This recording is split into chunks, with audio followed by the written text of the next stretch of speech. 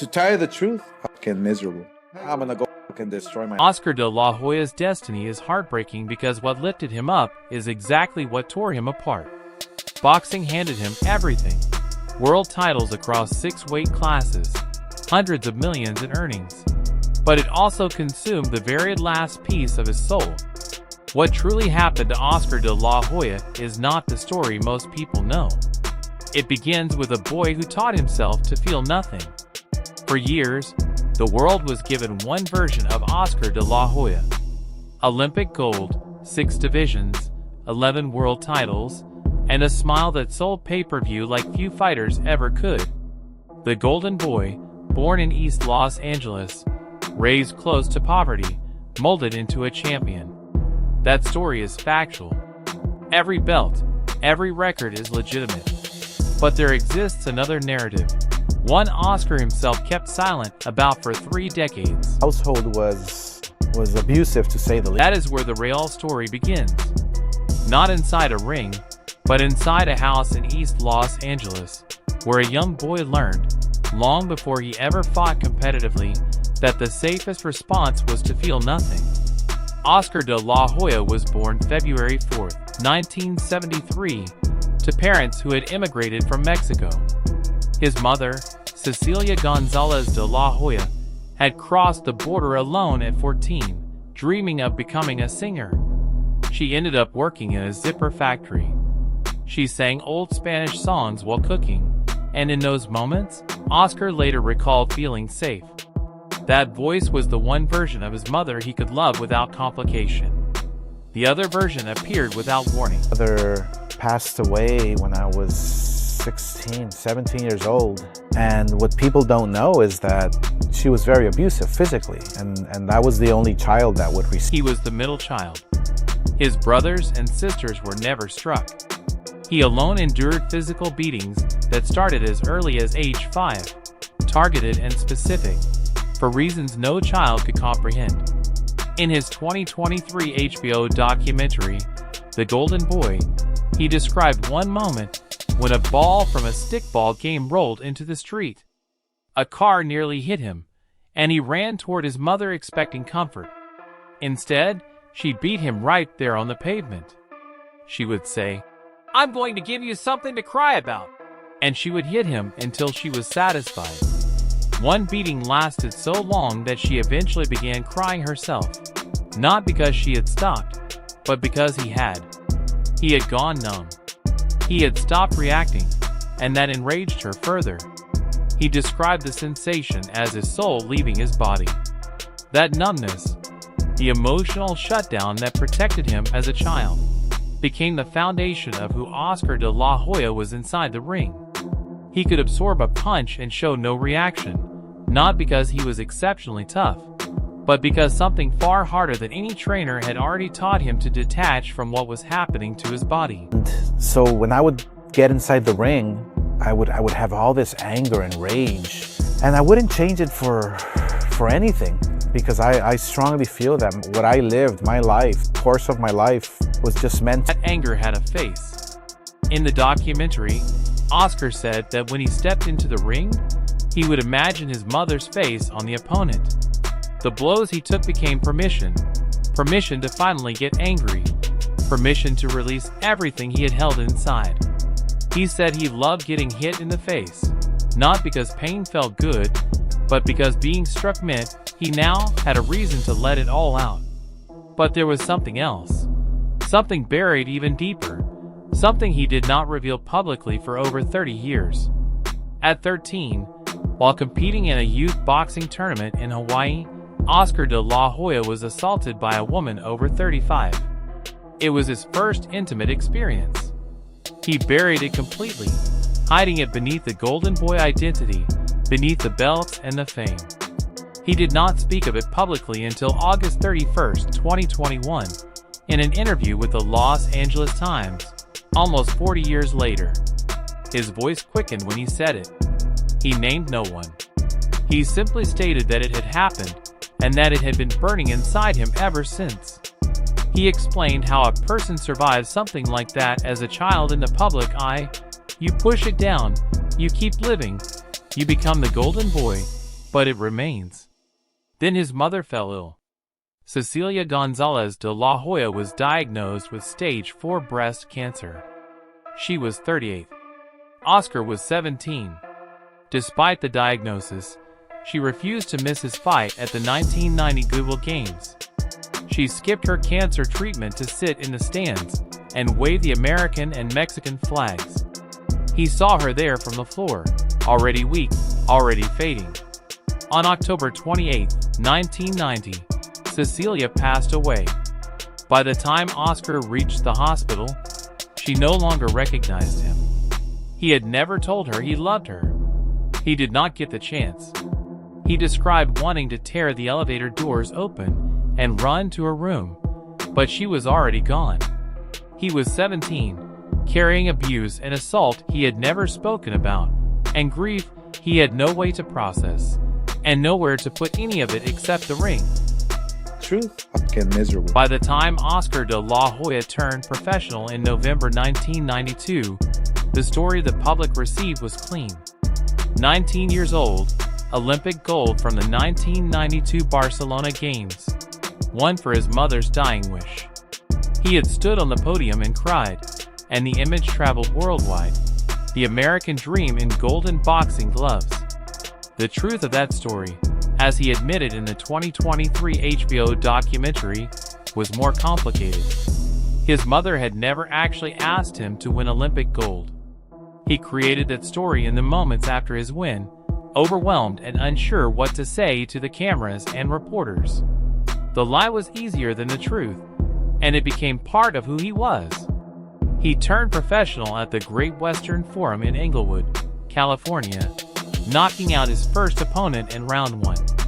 He finished his first year with a record of 10 wins, 9 knockouts, and the kind of speed that immediately drew attention in boxing circles. He was fast, clean, a ticket seller, and looked like someone you could put on a magazine cover.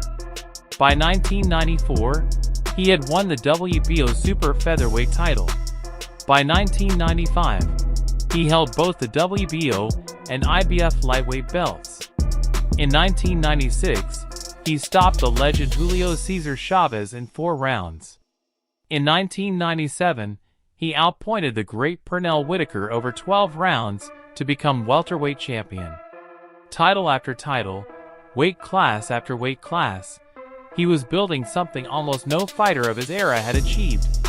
He released a Latin pop album and received a Grammy nomination. He wrote a children's book. He was simultaneously a world champion, a pop star, and the face of boxing's most commercially successful period, and he felt nothing. In a 2023 interview with The Guardian, linked to his HBO documentary, De La Hoya said the most honest thing he had ever said about his career. He did not think he truly loved boxing. He was just good at it. He was focused and conditioned to become world champion. He said he was living through his father's dream, trying to make his parents proud after losing his mother. Boxing was never joy. It was something he had been shaped to do. He described himself as a robot. But inside that robot was what he called a volcano. He explained that without his mother, he would not have had that anger. Without her abuse, he would not have had that volcano inside him, ready to erupt. And the only way to let it out was to fight someone. The ring was not where Oscar De La Hoya competed. It was where he survived. Where he could finally release everything he had kept still. The beatings, the numbness, the assault, the grief, the guilt about his mother, through fighting another person. Outside the ropes, he felt trapped inside himself. Inside them, something could finally move. He went on to win titles in 6 weight divisions, and finished his career with a record of 39 wins and 6 losses, with 30 knockouts across 45 total fights. The Ring magazine ranked him the #1 fighter in the world pound for pound in 1997 and 1998. He headlined dozens of pay-per-view events that generated hundreds of millions of dollars. And he was miserable. Strange reason. It's like boxing is like my savior. It's like, boxing. That's all. He said that after retirement, but the misery did not start there. It was there throughout. Each championship was a momentary release, like the volcano having somewhere to go. Then the pressure would build again, and the emptiness would return. Breaking down. I fought Pacquiao, and I was a dead man walking. I walked inside the ring, and my legs were shaking, and I was like, please just not. That is the most important thing Oscar De La Hoya ever said about his career. Not the ring walks, not the championship celebrations. That's all I know. It explains everything that came after. The refusal to stop fighting, the willingness to take fights his body could no longer handle, the decision to face Manny Pacquiao when he already knew the outcome. He was not fighting for titles. He was fighting because he did not know who he was without it. And without it, there was only the emptiness and everything he had buried inside. He had honored his mother by funding the Cecilia Gonzalez de la Hoya Cancer Center at Adventist Health White Memorial in East Los Angeles, donating millions, including $1 million in 2022. He dedicated fights to her memory, staring upward as if she were watching. He built an empire in the same city where she worked in a zipper factory. None of it gave him the thing he had never received as a child. 3 words she never said. I knew that was the end already for me, because Pacquiao was just coming up as I started drinking heavy during training. 5 losses and a slow collapse. The image of Oscar De La Hoya as untouchable did not fall apart on one night. It came apart across 5 fights over 9 years. Each loss removed another layer of the story built around him, until what remained by December 2008 was a man standing in a ring in Las Vegas, quietly hoping the man across from him would end his life. The first crack came on September 18, 1999. Oscar De La Hoya, then unbeaten at 31 wins and 0 losses, faced Felix Trinidad in what was called the fight of the millennium, a unification of 2 welterweight world titles. De La Hoya controlled the first 9 rounds. He was faster and cleaner. 2 of the 3 judges had him ahead on their scorecards. Then his corner told him to protect the lead, to take no risks in the final 3 rounds. He listened. Trinidad came forward in the last 3 rounds and did not stop. The judges gave Trinidad the win on a majority decision. De La Hoya demanded a rematch within days of watching the fight back. That rematch never happened. What the law said to people was not that Oscar lacked skill. It raised a question about whether he would press forward when it cost him something, whether he would bleed for a win. That question stayed with him for the rest of his career. Losses to Shane Mosley followed. A close split decision in 2000 and a unanimous decision in their 2003 rematch. The Mosley story became more tangled later when it emerged that Mosley had used performance-enhancing drugs before the rematch. The first fight is clean on the record. The second carries a question history has never fully settled. Then came Bernard Hopkins.